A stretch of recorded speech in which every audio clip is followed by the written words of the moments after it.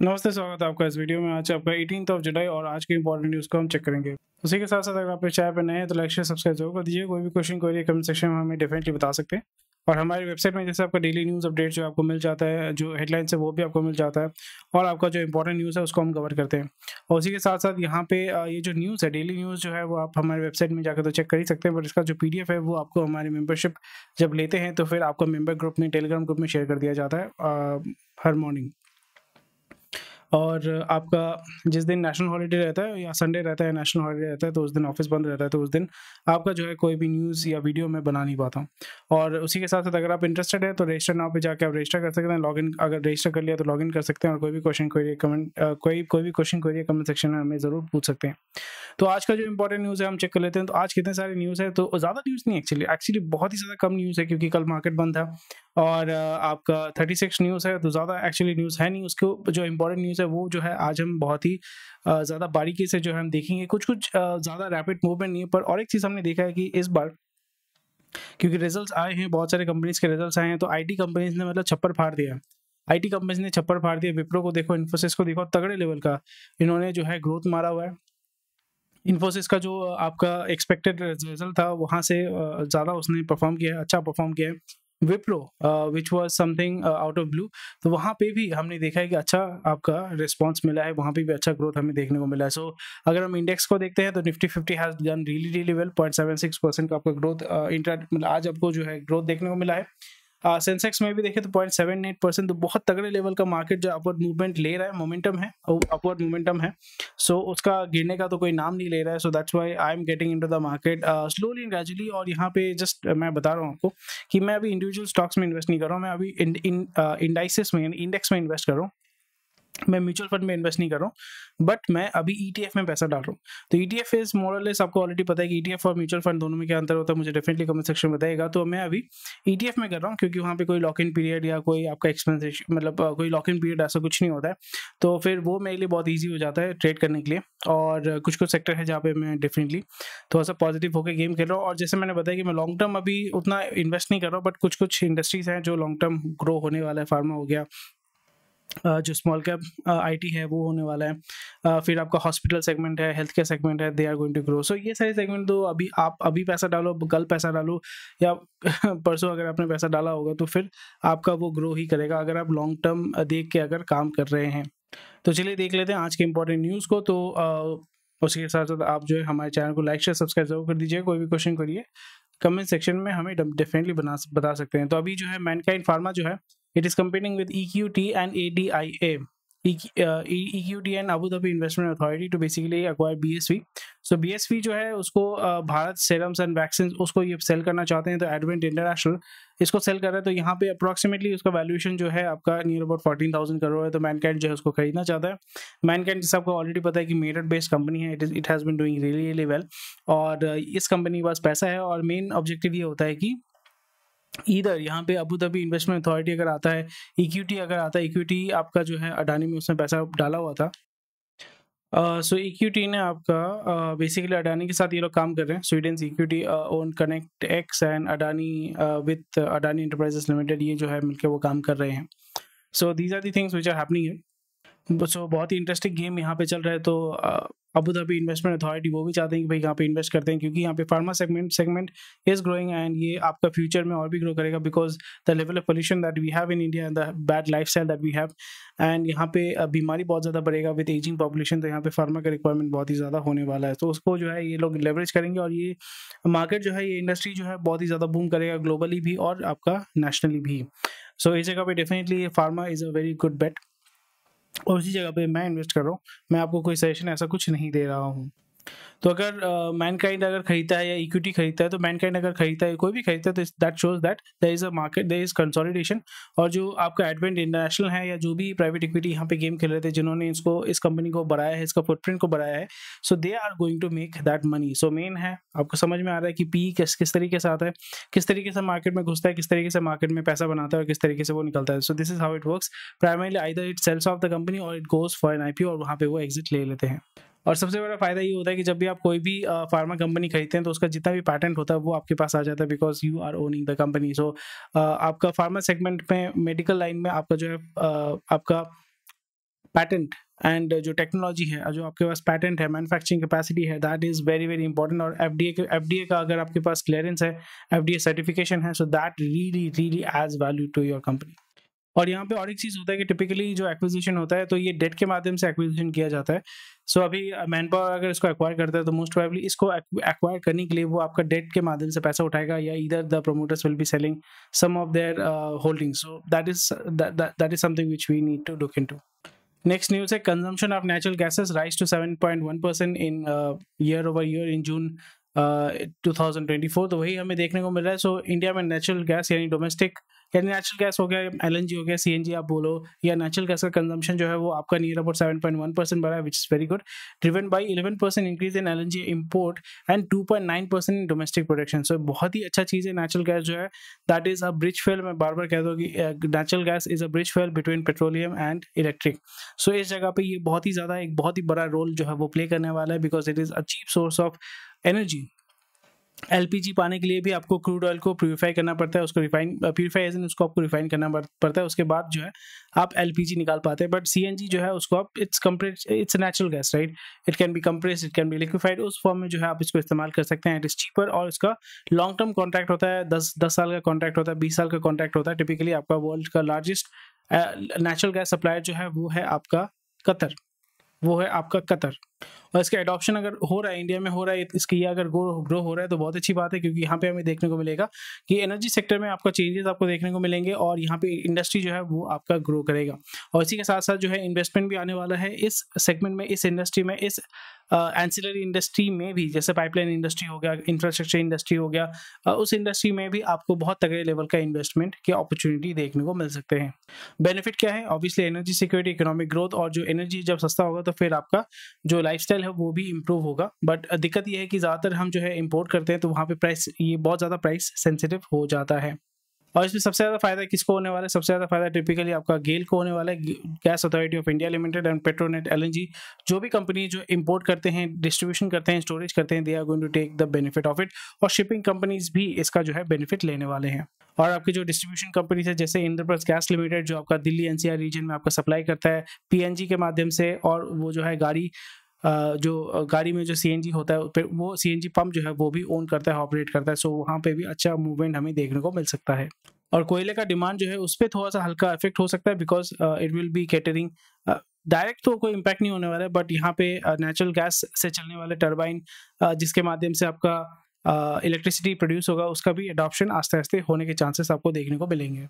Great Nicobar में जैसे already बात हुआ था कि बहुत बड़े बड़े प्रोजेक्ट्स किए जा रहे हैं। अंडमान निकोबार में आपका great Nicobar is a cluster of islands, तो वहाँ पे 41,000 करोड़ का आपका प्रोजेक्ट आपका गवर्नमेंट लॉन्च करने जा रही है, जहाँ पे आपका एलएनजी पावर प्लांट होगा, एक इंटरनेशनल एयरपोर्ट होगा, boosting regional trade and infrastructure. But वहाँ पे मेन दिक्कत वही हो रही है कि लोग बातचीत कर रहे हैं कि वहाँ पे जो डाइवर्सिटी है, because those are untouched virgin islands होते हैं, तो उसको अगर एक्सप्लोर करेंगे तो वहाँ पे आपको पेड़ पौधा सब कुछ काटना पड़ेगा। और ऑलरेडी आपको पता है कि वहाँ पे सुनामी ये सब अगर आते हैं तो सब कुछ जो है वो डूब जाएगा। But still government is looking to basically secure that area, because वो जो पैसेज एरिया है वो आपका श्रीलंका और आपका जो वो गैप जो एरिया है बे ऑफ बंगाल में, वो एक बहुत बड़ा फैक्टर है जहाँ पे ये आपको एक स्ट्रैटेजिक एडवांटेज देने वाला है। और सबसे बड़ा फायदा किसको होने वाला है? आपका शिपिंग लॉजिस्टिक्स कंपनी को, एनर्जी सेक्टर और एविएशन सेक्टर में आपको हल्का फुल्का मूवमेंट देखने को मिल सकता है। और infrastructure companies are going to make bang out of it, because a lot of projects will be basically launched, और उसको एग्जीक्यूट करने के लिए आपके इंफ्रास्ट्रक्चर कंपनीज ही टेंडर भरेंगे और इसका फायदा उठाएंगे। तो कौन कौन से कंपनीज है? डेफिनेटली एलएनजी है, फिर जीएमआर है, they are going to take advantage of this opportunity है।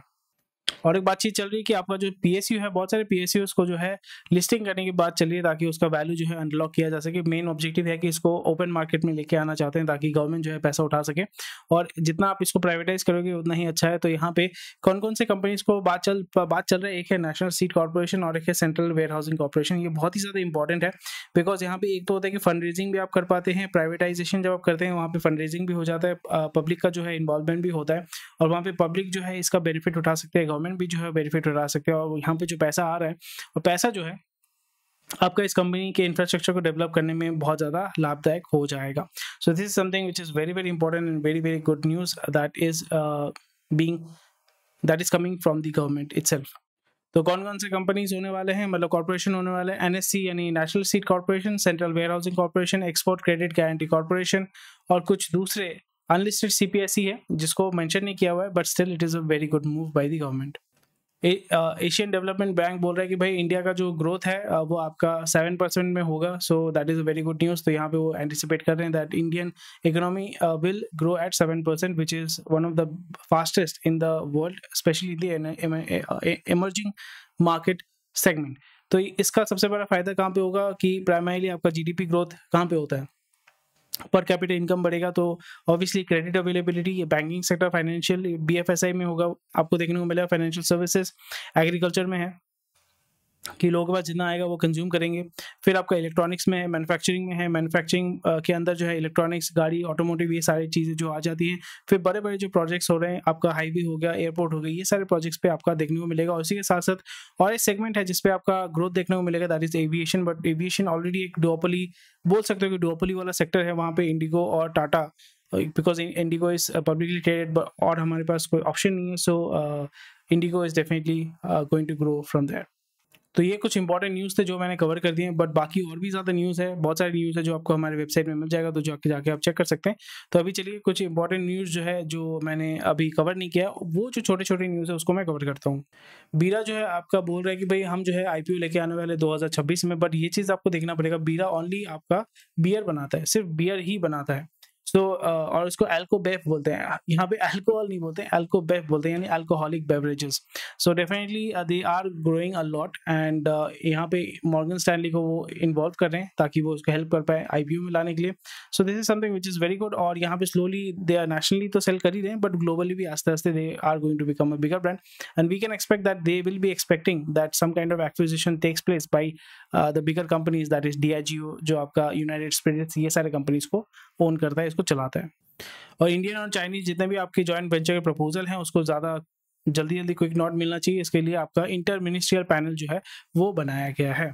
सैनोफी जो है वो इंडिया हब को जो है बढ़ाना चाहता है, वो 3,500 या 3,600 करोड़ जो है वो पैसा डालने वाला है हैदराबाद में, which is going to increase the head count and develop global capacity centre in India.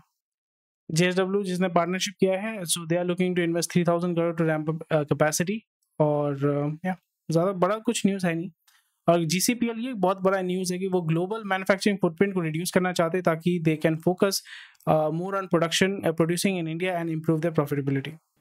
Bajaj electricals का MD जो है उन्होंने छोड़ दिया है, so this is a very big news that is going to create a huge amount of negative sentiment. और वही चीज़ आपको देखने को मिल रहा है कि आपका MD अगर छोड़ के चला जाता है तो फिर आपका नेगेटिव इम्पैक्ट होता है, 4% आपका नीचे की तरफ गिरा है। This is quite a sad thing. 5 दिन के अंदर जो है वो तो बेसिकली आज ही गिरा है। 6 महीने में अगर हम देखें 1% गिरा है, ईयर टू डेट भी वो उतना अच्छा ये मूवमेंट नहीं है। 1 साल में आपका 20% गिरा है, 5 साल में 130% उसने आपका ग्रोथ दिया है। So that is this company is not doing really well, so not a very good time that this company is facing. चलो मूव करते हैं। हिंदुजा जो है वो आपका टेकोसिम ग्रुप जो है उसको एक्वायर करने वाला है। It's a Germany based company for 190 crore, and still is going through a tough time. और यहाँ पे वो NCD के बेसिकली कन्वर्टेबल डेट या कन्वर्टेबल डिबेंचर के माध्यम से वो पैसा उठाएंगे 2,000 करोड़। और फॉरेन करेंसी कन्वर्टेबल है ये, फॉरेन करेंसी, इंडियन करेंसी में नहीं, फॉरेन करेंसी, मोस्ट प्रोबेबली आपका डॉलर में ही इसको रेस करेंगे, and guess they are going to use that money. So it is going through a tough time, very going through a tough time.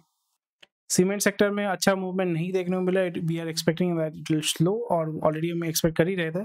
और ये आपका मानसून के बाद जो है वो रिकवर करेगा, बिकॉज फ्लडिंग होने वाला है, फ्लडिंग हो रहा है बहुत जगह पे। और उसी के साथ साथ आपका दिवाली के पहले जो है बहुत सारे इंफ्रास्ट्रक्चर प्रोजेक्ट जो है, कंस्ट्रक्शन का काम होता है, मेंटेनेंस का काम होता है, रंग रोपन क्या बोलते हैं उसको, मतलब रंग करने का काम होता है, पेंटिंग का काम होता है। तो वहाँ पे आपका डिमांड जो है स्लोली एंड ग्रेजुअली बढ़ेगा, और ये साइक्लिकल इन नेचर होता है, so this is quite obvious.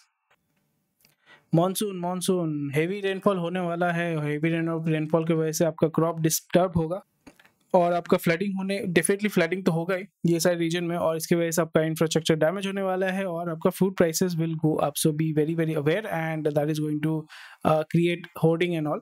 So we can expect that FMCG is going to short term में गिरेगा, तो उसकी वजह से सेंटिमेंट कम होगा, तो फिर मार्केट में थोड़ा सा डिप आपको देखने को मिल सकता है। बट यहाँ पे मैं तो वही करूँगा कि जब भी डिप होगा तो वहाँ पे कुछ जो है अपॉर्चुनिटी हम ले सकते हैं ETF के माध्यम से या कोई स्पेसिफिक स्टॉक के माध्यम से इन्वेस्ट करके, स्विंग मतलब शॉर्ट टर्म में भी और लॉन्ग टर्म में भी हल्का फुल्का जो है पैसा बनाने की जो अपॉर्चुनिटी वो हम देख सकते हैं। मतलब मैं देखूंगा, मैं आपको कोई सजेशन नहीं दे रहा हूँ। और ये एक बड़ा न्यूज़ है कि पेंट सेक्टर में बहुत ही खराब हालत है। तो एशियन पेंट्स का जो Q1 का नेट प्रॉफिट जो है वो 25% गिरा है। 25%, विच इज क्वार्टर ह्यूज। तो यहाँ पे डिमांड बहुत कम हो गया है, प्राइसेस कट हो चुके हैं, और यहाँ पे shift in product mix is impacting earnings. So इसलिए ये जितने भी सारे कंपनीज है, आपको पहले आपको रंग बेचते थे, अभी आपके घर में रंग करने के लिए आपको लोग भेज रहे हैं। So these companies are going through a very tough time, क्योंकि इनपुट कॉस्ट का प्रेशर तो डेफिनेटली है, बट इन्होंने रिसेंटली आपको कॉस्ट भी बढ़ाया है। उसका इम्पैक्ट या उसका बेनिफिट या उसका रिटर्न जो है आपको अगले क्वार्टर में, अगले या नेक्स्ट 2 क्वार्टर में देखने को मिलेगा। Nothing bad here, but we can expect that थोड़ा बहुत यहाँ पे हल्का फुल्का अगर हमें अपॉर्चुनिटी दिखता है, so we can definitely look for it. और आपका क्या है, का नाम है एशियन पेंट्स, 2% मतलब 1.5% गिरा है, so that is not bad at all. 6 महीने में देखेंगे तो 13% गिरा है, एक साल में 16%, बट सैड दो, बट या it should be growing, so most probably over valued है।